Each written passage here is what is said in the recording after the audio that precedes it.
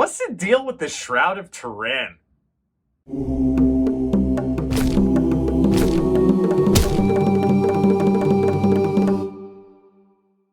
Ah, the Shroud of Turin. The Shroud of Turin is back in the news. Why? Because it never really leaves. What do I mean about that? So, any kind of old school pseudo archaeology claim, be it Atlantis, be it Shroud of Turin, you get my meaning here, right? These things always come back because people are interested in them. And when you come up with a scientific answer to it, some people will just never take it as proof that it either did exist or didn't exist or whatever it may be.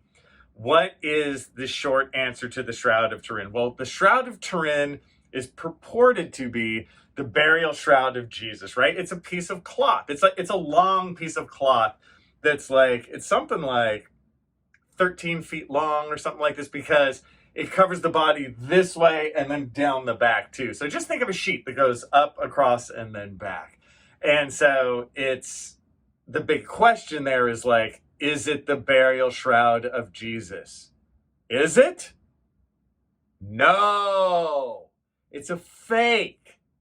And it's actually a famous fake. And actually, the fake part of it is what makes it super interesting. So don't stop your interest just because it's a fake.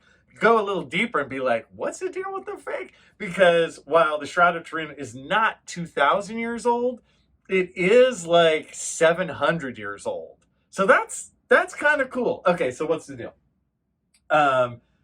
In around 1300, 1350, the shroud first comes to our consciousness in France, right? And then from there, when it's originally made and originally noticed, people think it's a fake. This is commonly not known, right? But the world at the time, in 1350, they're like, it's a fake.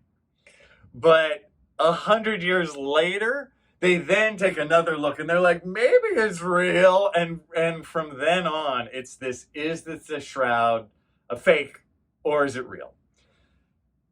Because this never ends. Piers Morgan on Piers Morgan Uncensored, he just had on a couple people to discuss the Shroud of Turin. And the reason this came on, I'm pretty sure, is because there was this new paper by this guy in Archaeometry, the journal called Archaeometry. Now, this is a scientific academic journal.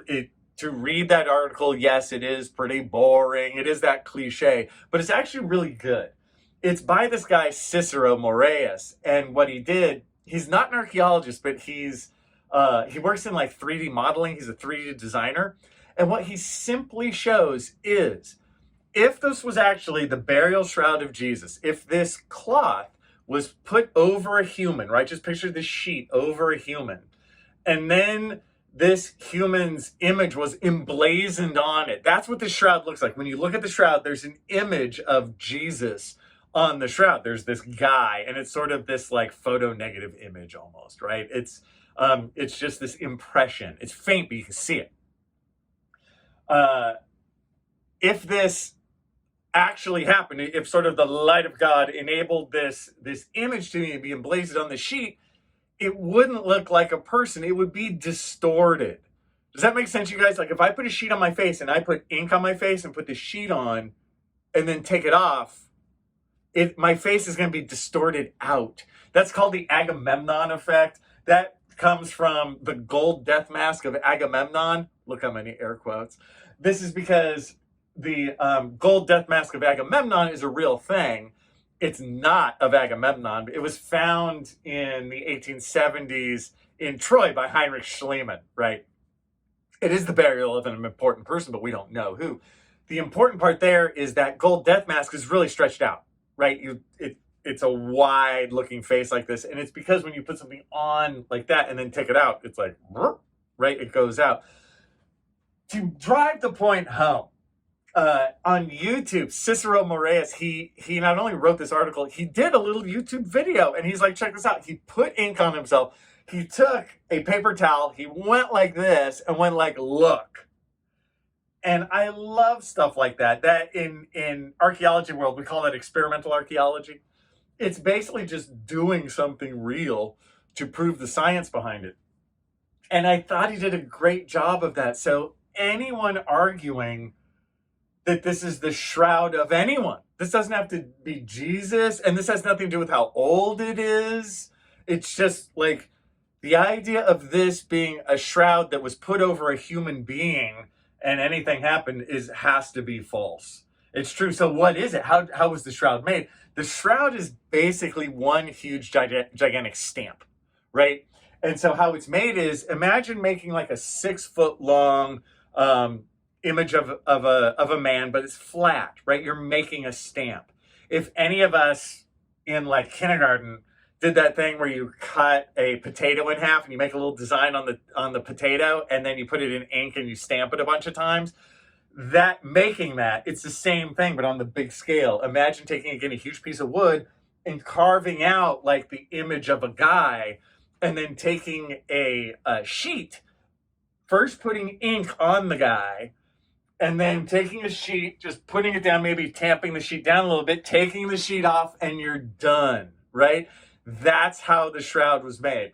As an extra added bonus, the image on the shroud is of a 6-foot tall guy. Do you think Jesus was 6 feet tall? So just right there, there's stuff like that. Again, carbon-14 dating has been done. It dates into the 1300s. People bitch and moan about the carbon-14 dates. The carbon-14 dates are fine. If you don't believe them, you think the dates are contaminated, then isn't it weird that the contaminated dates date it to exactly when the Shroud of Turin first comes up in history? Right? If there's anything I've learned in archaeology, it's trust your dates. Now, they had a couple people on this with Piers, right? Piers pulled this one guy, Jeremiah Johnston, and he was obviously the religious guy, right? Who was there to argue for the side of the shroud is real and this kind of thing. Now, he is a real scholar on sort of religious history and that kind of thing. So I'm not here to pressure Jeremiah Johnston, except that he says certain things that are basically not true, right? He argues against the dates, and he says this new method of dating called waxis dating, which is short for, oh God, it's wide angle X-ray scan, I believe, waxis. And he's like, well, the new waxis dates. Wide angle X-ray scan is a real thing, just so you guys know, but I looked into this some and I couldn't even find it ever used for dating. What it does do is you can take a piece of cloth and like scan it basically, and it's non-invasive, so it doesn't ruin the cloth at all. You don't have to ruin the actual artifact. That's a big deal. Carbon-14, you have to burn it up, right? So that's cool, but what it does is it checks basically how corroded the cellulose is in it. So what I'm trying to say is the sheet or whatever material it has to be organic. It can scan it and be like, this is how degraded it is since it was new, right? That makes sense. And let's say the scan comes back at 50% degraded. Okay. Now that scan, it is used to tell how degraded something is, but you can't then add how old it is onto it. In terms of using this to date something, it's terrible. Because you can figure this out before I even say it. Why would something like scanning how degraded something is not be that great for dating it? Because things degrade at different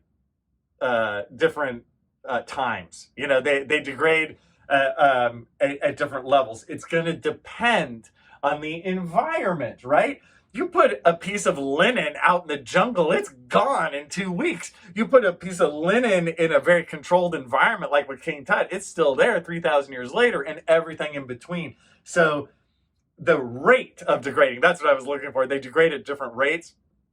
The rate of degrading is going to be different depending on environment. So again, using this as a dating method is full of problems, man. I'm not against them like trying this in the future and working on it and comparing and contrasting with other dating methods, but to a standalone, it's terrible, right? There's no reason. It's just, this is something, and again, Jeremiah Johnston is doing a bit of pseudo archaeology here.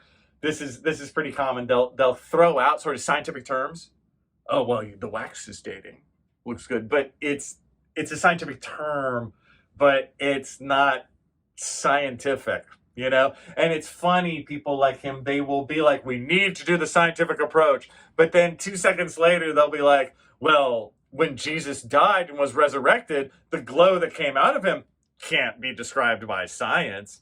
And he does go down the path of saying a radiation event happened at the time of Jesus's resurrection. So what's on the shroud is like the leftovers of a radiation event. Oh, man. You know what I'm saying? No, it's from ink. And what happens is the ink has its own acidity, right? So the ink itself, you have, in this case, 700-year-old ink, it eats away at the sheet slowly but surely, right? So that's a problem for us in terms of preservation. But it's easy to tell that's what it is. And you also have stuff on the shroud, like there's ink stains and stuff. And this is obvious, or not ink stains, blood stains. But this kind of stuff, this is where the shystering of 700 years ago is obvious, right? They have blood stains right on the wrists. You know what they're going to need. Blood stains from the crown of thorns. You know what they need. But in terms of, other scholars have looked at this, and if you have blood stains from a true dead person that's on a shroud, the blood's going to be all over the place. It's going to make like long streaks and this kind of stuff. But on the actual Shroud of Turin, it's like real obvious. It's right here and it's right here and it's on the feet, you know. And it kind of adds insult to injury. It's like this, okay, now we're really going into fake world. There's a bunch of other things that show it's a fake, like the arms are slightly two different lengths, and you know, it's just, it's obviously a fake. Sometimes you'll hear things like, but there's no brush strokes. How was it colored in? It was not painted. There are no brush strokes. There aren't any brush strokes when you use a stamp. You know, you're welcome. So at the end of this, you know, what Piers Morgan's show did was it checks back in on the shroud. He has people out there talking for and against. He had one of the guys who was part of the original 1978 study, who gave some of the pushback here. He had one other guy who is sort of sold online. His calling card is he is an atheist. I will say that they argued back and forth very gentlemanly. In reality, they were all nice guys. They were all relaxed. I have nothing against any of them, including Jeremiah Johnston, whatever, man. But he is selling a lie. This is not the burial shroud of Jesus, right? It is a, 13th century fake. And what this does for us in archaeology is just gives us another opportunity to check in on the Shroud of Turin. We have now checked in on it one more time, and indeed, it is still a fake.